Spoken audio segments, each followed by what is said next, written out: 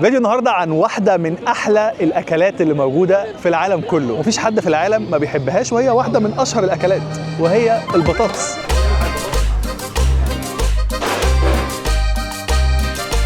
بس المشكله ان البطاطس دي عليها خناقه كبيره قوي في العالم. امستردام بيقولوا احنا اللي عاملينها، او هولندا عامه، احنا البطاطس دي بتاعتنا واحنا اللي اخترعنا البطاطس، خصوصا المقليه. وفي نفس الوقت بلجيكا بيقولوا برضو احنا اللي اخترعنا البطاطس واحنا احسن ناس بتعملها. والفرنساويين اللي هم يقولوا هي يا جماعه اسمها فرنش فرايز، فالبطاطس دي بتاعتنا. فبما اننا النهارده في امستردام ورايحين بكره على بلجيكا وبعد كده فرنسا، لان انا طيارتي العوده على مصر من فرنسا، فهنروح نجرب البطاطس الهولندي، البلجيكي، الفرنساوي، نشوف احلى واحده فيهم ايه، لان هي على الاغلب هتكون احلى بطاطس في العالم. اهلا بيكم في بلجيكا، في باريس خاوده. انا بالنسبه لي احلى بطاطس في العالم هي صينيه البطاطس باللحم الصراحه، يعني دي تضرب اي بطاطس في اي حته. فخلينا نروح كده مننا في امستردام على واحد من اشهر الاماكن اللي بيعملوا بطاطس هنا علشان نجرب البطاطس. وخلي بالك من العجل، علشان هنا بتوع العجل ما بيقفوش.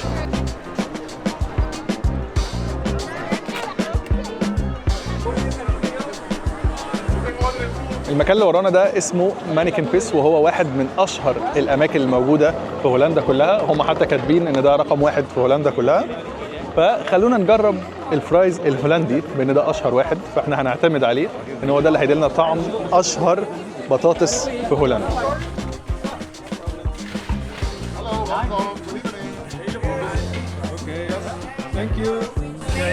الراجل اصر ان هو يعزمنا، فادالنا واحد ميديوم، بس ما اعرفش ليه مش ماليه لغايه اخره. يعني انا قلت له ان انا هعمل مقارنه، فهو السبب. فالبطاطس هنا فيها قطعيات كتير، في حاجات حتت صغيره قوي، وفي حتت يعني مش لاقي حتت طويله. دي اطول حاجه شفتها. حلوه طبعا. انا الصراحه يعني كنت اسمع عن البطاطس ان هي كريسبي من بره وطريه من جوه، فهي طريه من جوه، بس الكريسبي من بره يعني مش قوي. جبنا صوص، ده صوص ترافل صوص. هو حاول يقنعني بصوص ثاني بس يعني Because you're famous, I will show you. I will let you try, okay? Drop the sauce. Try it yourself. نجرب الصوص. الراجل بيقول عليه حسيته سويت قوي وانا ما بحبش السويت، فنجربه بالترافل صوص.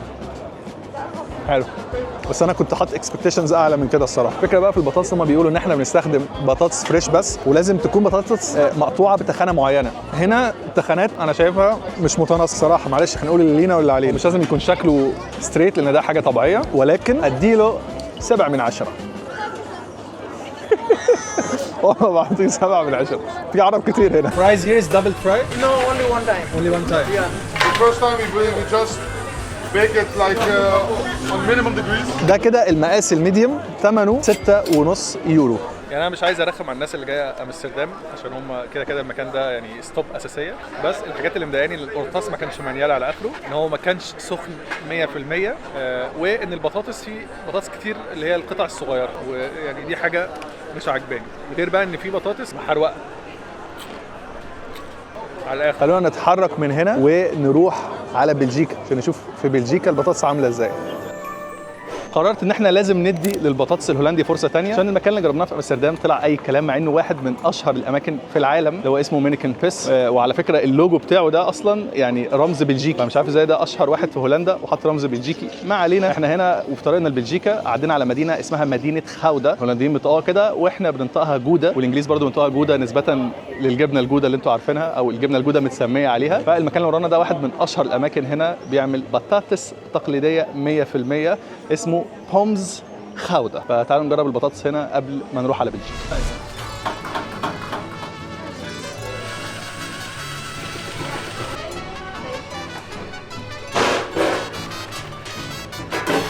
بطاطس سخنه مولعه، يعني الست جوه بتقطعها بنفسها، تجهزها قبليها بيوم، تقولي لازم تبرد الاول وتقليها مرتين. Do you cut it now or it's already cut the fries? Normally I cut the day before I use it because it has to be cooled.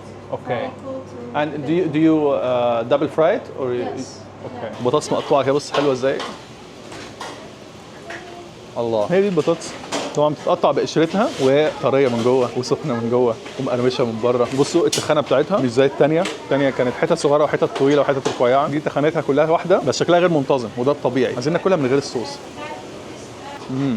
حلو قوي. بطاطس هولندي حقيقيه جربناها في مدينه خاوده، بس نخلي حسن كمان يدوق وناخد رايه. اتفضل الاستاذ حسن، راجل بقى عايش في فرنسا، لا تقول لي بقى فرنش فرايز والكلام الفاضي ده. لا نجرب بسم الله. لا خطيره. انت بتقرمش فعلا من بره وبتلظ من جوه. الله، احلى من حياتي. الله على اللظ. سيب لنا دي وروح انت جرب بقى بلجيكا. اعتقد البلجيكي انا حاسس ان هي هتعجبني اكتر. انا عمري في حياتي ما جربتها، بس البلجيكي بيعملوها في دهنه البيف، يعني لازم يحطوا دهنه جوه الزيت، فهتبقى ايه يعني مدهننه. مفيش احلى من الاكل المدهن بالنسبه لي. نطلع على بلجيكا. بارلي نساو دي اخر مكان بين بلجيكا وهولندا. جه الوقت ان احنا نعدي الحدود بين هولندا وبلجيكا، كده هولندا وكده بلجيكا. يلا بينا على البطاطس البلجيكيه. بس استنوا اعرفكم ايه الحوار اللي ورايا ده. اللي ورايا ده واحد من اغرب الحدود في العالم، والبيت كمان من اغرب البيوت، لان البيت ده نصه في هولندا والنص التاني في بلجيكا. ده كده خط الحدود، هنا مكتوب نيذرلاند وهنا بلجيوم وهنا علم هولندا وعلم بلجيكا، والبيت نص في هولندا ونص في بلجيكا. عندهم جرزين، جرز في بلجيكا وجرز في هولندا، ورقم البيت في بلجيكا 2 ورقم البيت في هولندا 19. والمدينه او القريه اللي احنا موجودين فيها دي اسمها بارلي ناحيه هولندا، وفي اسم تاني كده ناحيه بلجيكا، وهي مشهوره جدا. والمكان ده يعتبر يعني مزار سياحي. احنا واقفين عاملين نتصور والناس كلها بتيجي تتصور هنا علشان يشوفوا المنظر ده، لانه منظر ملفت. بس غير ان هو ملفت، في حاجات كمان غريبه قوي، يعني الضرايب الناحيه دي غير الضرايب الناحيه دي، فمكان باب بيتك ممكن يغير حياتك كلها. ففي ناس بتغير باب بيتها او مكان باب بيتها على حسب الضرايب. لو الضرايب عليت شويه ينقلوا الناحيه دي، لو عليت شويه ينقلوا الناحيه دي. وكمان الغريب ان انت عندك خط تليفون مثلا الموبايل ممكن يلقط على بلجيكا، ممكن يلقط على هولندا. فناس كتير قوي عندهم خطين، يعني تخيل تبقى قاعد انت في البيت كده ومره واحده تلاقي نفسك على الرومينج على طول. صاحبه البيت ده واحده ست بقى لذيذه قوي، يعني هي عملت الباب في النص بالظبط عشان هي اللي تقرر، شويه تمشيه كده وشويه تمشيه كده. ولو صحاب البيت خلفوا ولادهم من حقهم يختاروا عايزين يبقوا هولنديين ولا بلجيكيين، ياكلوا بطاطس هولنديه ولا ياكلوا بطاطس بلجيكيه. اعتقد يعني ان احنا كده جه الوقت ان احنا نسيب هولندا ونروح بلجيكا، نجرب البطاطس البلجيكيه نشوفها احلى ولا احلى، عشان حاسس ان هي هتطلع احلى. يلا بينا على بلجيكا. مع السلامه يا هولندا. بص الراجل ده لسه مسافر دلوقتي من بلجيكا راح هولندا اهو.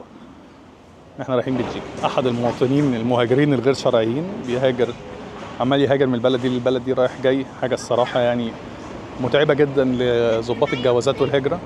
هو مش عارف هو عايز يروح فين تقريبا دلوقتي. رجع هولندا مكمل، لقيت غير كلامه ورجع بلجيكا. بصوا مفيش اي حد على الحدود ولا ظابط ولا اي حاجه. السلام عليكم، اهلا بيكم في بلجيكا.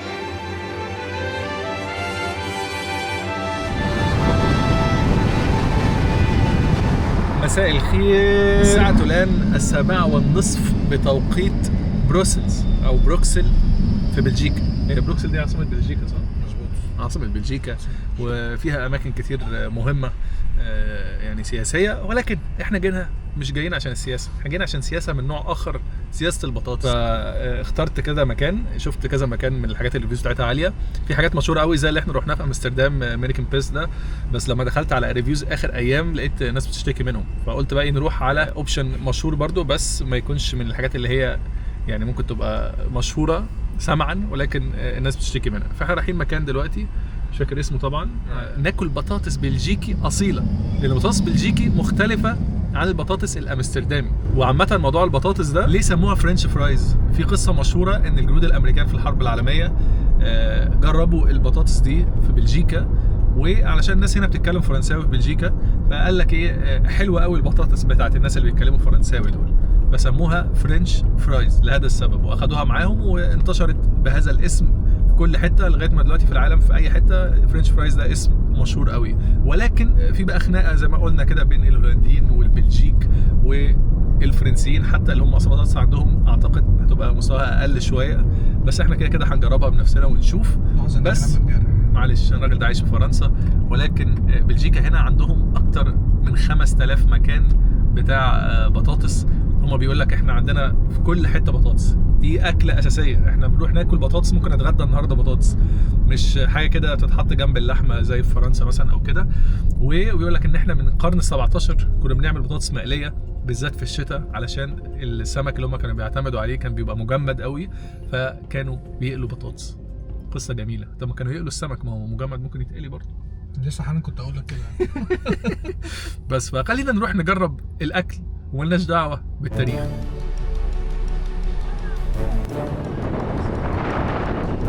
اهلا بيكم في بروكسل او براسلز. ومن ساعه ما دخلنا واحنا حاسين كأنها ايه، اسكندريه بالظبط، ان احنا في الحضره. في اماكن كتير قوي شبه اسكندريه بالترام حتى اللي شفناه واحنا جايين، والميادين والشوارع. ديزاين الشوارع كده تحس ان انت في اسكندريه. في حتت شبه بورسعيد، يعني انا ما لفتش فيها كتير ولكن شكلها لذيذ. وفي اخر الشارع ده المكان اللي احنا جايين له عشان نجرب البطاطس.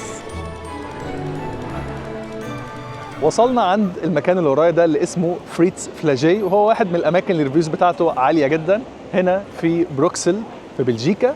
وبلجيكا هنا البطاطس عندهم اسمها فريتز. بيقول لك ان المواطن البلجيكي الواحد بياكل في السنه 40 كيلو بطاطس. معرفش احنا عندنا في مصر بناكل ايه، يعني لو احنا حسبنا البطاطس اللي في الصينيه البطاطس باللحمه هيطلعوا كام كيلو مش عارف. ولكن خلونا نجرب البطاطس في بلجيكا نشوفها عامله ازاي. هنا بيقول لك ان هم لازم يعملوا لها تخانه معينه تقريبا 11 مللي اللي هي يعني سنتي وحته، وبتكون طويله او ليها طول معين، وتملى كده القرطاس بدرجه ان هو يفضل سخن لفتره طويله، فولا يبقى قليل او رفيع فيزيد كده ويبرد بسرعه، ولا يبقى مليان قوي وكبيره قوي حجمها كبير قوي فبرضه تبقى متكدسه. يعني معلومات كتير قوي في البطاطس. اهم حاجه عندنا ان احنا ناكل ونتبسط ونشوف هل البطاطس في بلجيكا احلى ولا في هولندا.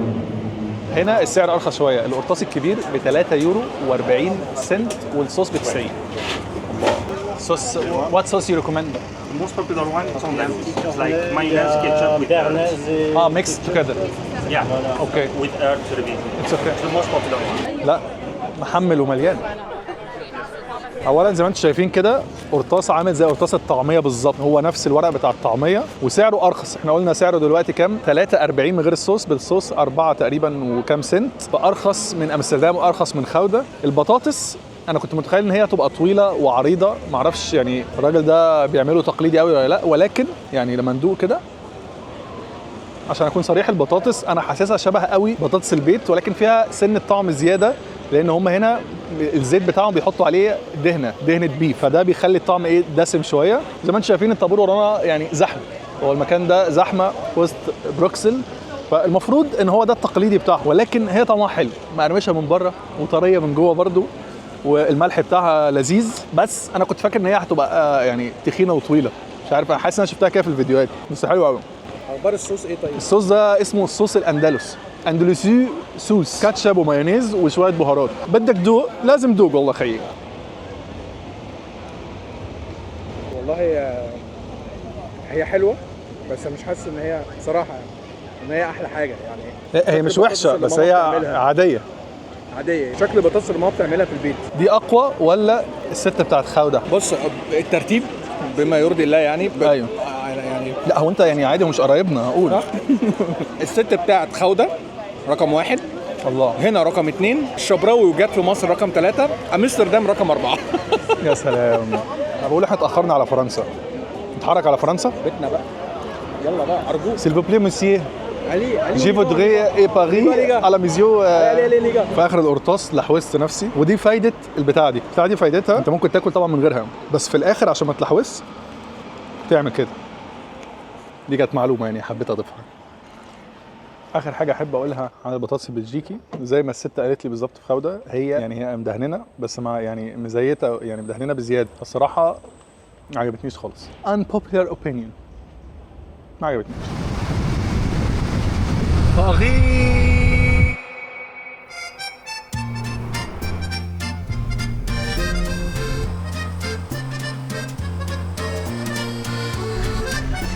ناس واقفين في نص الشارع بين العربيات الناحيه دي والناحيه دي. ليه؟ عشان احنا ورانا ارك اوف تريوم، ارك دو تريوم.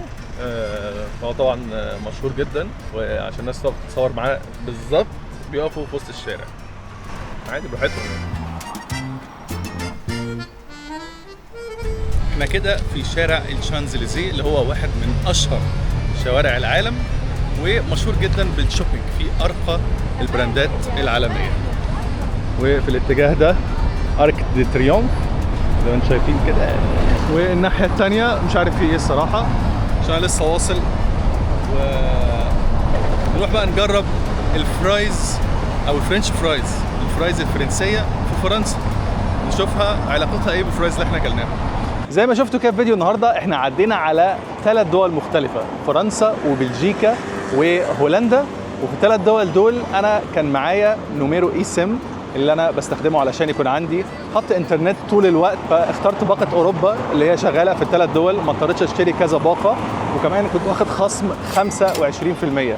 يعني انا اخدت 10 جيجا كان ثمنها 14 يورو، ودفعت 10 وحاجه يورو بدل 14 لان في خصم باسمي مو هادي 25 هكتبه لكم تحت هنا، ممكن تستخدموه، وانا قلت لكم عليهم قبل كده وهم الصراحه يعني شغالين معايا على طول، وانا بستخدمهم في كل الدول اللي بسافر فيها. في اي دوله بستخدمهم وانا مسافر بقول لكم عليها واستخدموا الخصم. انا نفسي اول مره في حياتي استخدم الخصم مع انهم مديهم لي من زمان، بس انا بشتريها وانا مسافر مثلا بنسى ان انا استخدم الخصم لنفسي، فلما جربته المره دي حسيت ان يعني في فاليو، ان انا يعني دفعت تلتين السعر تقريبا. نروح بقى ايه نشوف البطاطا الفرنساوي. طبعا انا عمال اخرها عشان انا عارف او عندي احساس ان هي يعني قشط، يعني هتبقى بطاطس. ممكن قبل ما ناكل الفرايز نروح نفطر فطار باريسي، شوف الناس هنا بتفطر ايه. بونجور مسيو، جو فودري ان اسكيسون. هنفطر ايه؟ هو الغدا ده خلاص، هو هنا متاخر عن الفطار. احنا هنا العكس تماما بتاع امستردام، ان هو انت لو لحد الساعه 11 ما لحقتش كرواسون خلاص هتيجي تقول لحد كرواسون يقول لك على ميزون كله في بيتكم.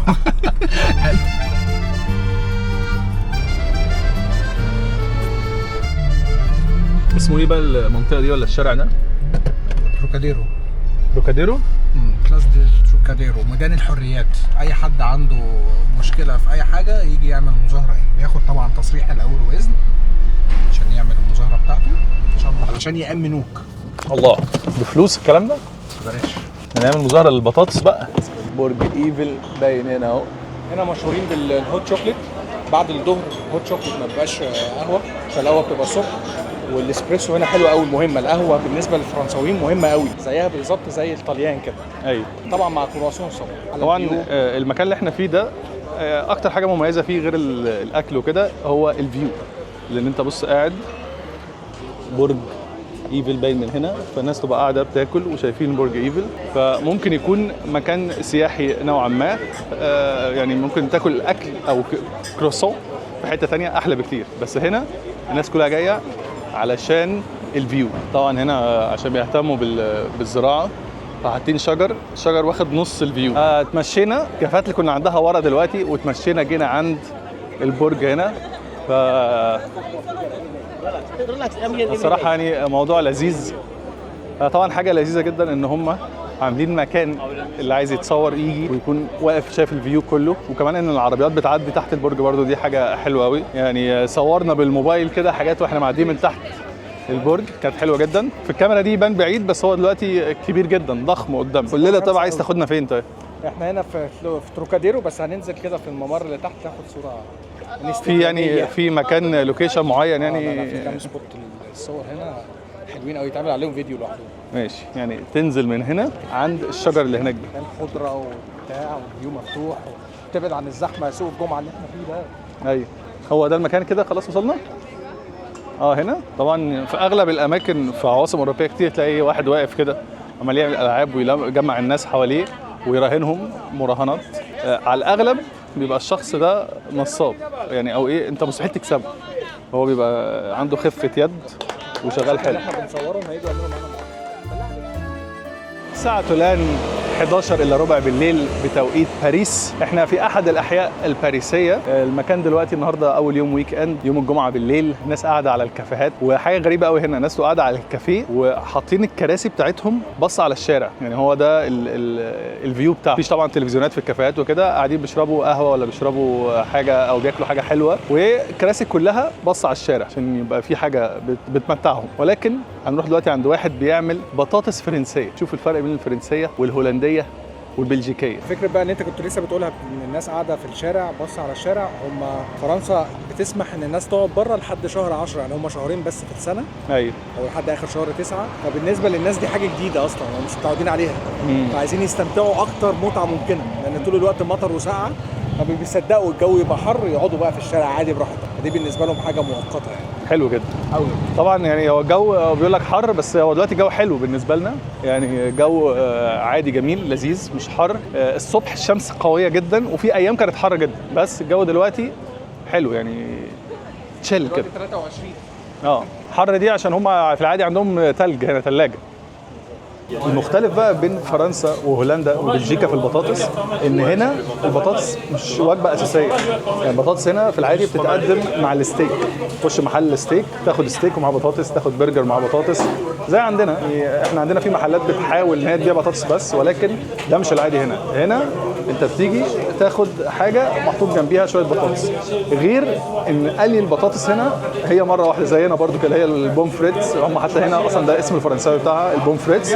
هي بتبقى طالعه من الفريزر مثلا لسه نيه وتحط في الزيت، غير هولندا وبلجيكا اللي هم بيقلوها مرتين، مره في زيت بارد وبعدين يبردوها ويجهزوها وبعدين يقلوها تاني وقت البيع للزباين. هم في العادي اصلا بيبيعوا البطاطس كده ولا احنا يعني ده طلب خاص مخصوص؟ انا حتى لما جيت احاسبه ما كانش عارف يحاسبني ازاي يعني، فاهم؟ قبل بقى ما نجرب البطاطس الفرنساوي، انا بالنسبه لي الهولندي والبلجيكي قريبين جدا من بعض. البطاطس لازم تبقى سخنه. المشكله في الاماكن المشهوره قوي زي مينيكن بيس اللي رحناه في امستردام ان هو عامل كميه كبيره جدا وطالعه بقى لها فتره، فلما اداني الطبق الحاجه مش سخنه 100%. لكن لما رحنا للست اللي في خاوده وعملت لنا اللي هي بتعمله العادي اللي هو المخصوص، هي مجهزه كل حاجه، تعمل الاوردر تقلي لك اون سبوت كده. صراحه كانت حلوه جدا لان البطاطس بتاعتهم تخينه وكريسبي قوي من بره وطريه من جوه. البلجيكي نفس الكلام برده، كانت سخنه وكل حاجه، ولكن حجمها كان اصغر وكانت مدهننه اكتر وبس. يعني فانا بالنسبه لي الهولندي كسبت البلجيكي، بس في حاله ان انت بتروح لمكان بيعملها لك فريش سخنه. تحب تضيف قبل ما لا ما انا محتاج بقى ندوق يعني، فاهم؟ رفيعه. ملهاش طبعا اي علاقه بالهولندي والبلجيكي، هي نفس البطاطس اللي احنا بنروح نشتريها من السوبر ماركت عندنا، هي الفرنش فرايز دي، ونقليها في البيت. فهي يعني بيزك قوي، بس هي حلوه طبعا زي اي بطاطس احنا بنجيبها، ولكن بيزك جدا. الحاجه المختلفه فعلا هي البلجيكي والهولندي، وزي ما قلت كده الهولندي الصراحه كسبت معايا، هي اقوى حاجه فيهم. يجي بعديها البلجيكي، وهما الاثنين اللي يعتبروا مختلفين. وفي الاخر نخش على الفرنساوي اللي هي عاديه جدا. انا بصراحه كنت عارف النتيجه ان فرنسا مش هتكسب، ولكن قلت استنى للاخر لان انا ليل ونهار باكل من البطاطس دي جنب الاكل، بس يعني بسم الله. طعمها بطاطس عشان كلنا بنحب البطاطس، اي حد بيحب البطاطس هي تمام. اعتقد ان احنا كده وصلنا لنهايه هذا الفيديو السعيد، فيديو كله بطاطس. ويعني انا بالنسبه لي احلى بطاطس في العالم زي ما قلت لكم في اول الفيديو كده هي صينيه البطاطس باللحمه. لما تدخل الفرن تاخد كده وش حرقان على الوش كده، مفيش بطاطس في العالم بتتعمل احلى من الصينيه بتاعتنا. اتفق 100%. ما تنساش تشترك وتكتب لنا كومنت تقول لنا تحب تشوف ايه في الفيديوهات اللي جايه. عملنا فيديوهات كتير، والسفريه اللي جايه سفريه مختلفه لبلد انا رحتها قبل كده بس ما صورتش فيها فيديوهات على القناه بالشكل المناسب. تفتكر ايه هي البلد الجايه؟ هتشوف. اعمل